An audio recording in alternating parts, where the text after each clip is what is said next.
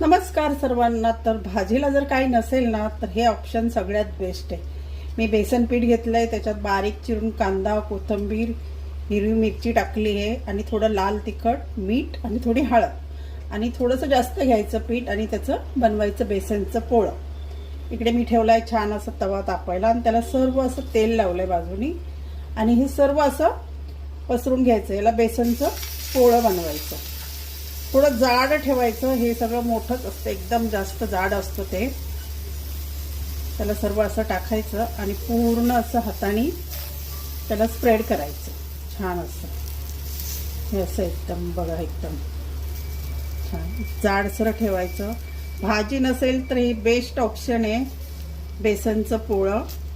पटकन आणि झटपट तयार होणारं, खूप छान लागतं खायला। आणि मी तव्याला थोडंसं तेल लावलेलं, नंतर पुन्हा त्याच्यावरती तेल टाकायचं आणि हे छान असं बारीक गॅसवरती ना दोन्ही साईडनी छान खरपूस भाजून घ्यायचं।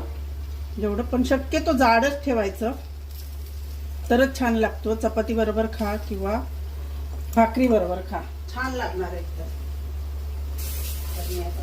आणि सर्वीकडनं त्याला ना तेल पसरवायचं असं छान असं वरनं आणि दोन्ही साईडनी छान भाजून द्यायचं आणि नंतर पलटी करायचं।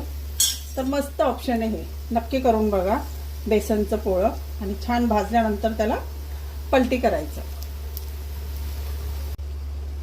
आणि त्याला असं छान असं पलटी करायचं आणि पुन्हा थोडं तेल टाकायचं त्याच्यामध्ये।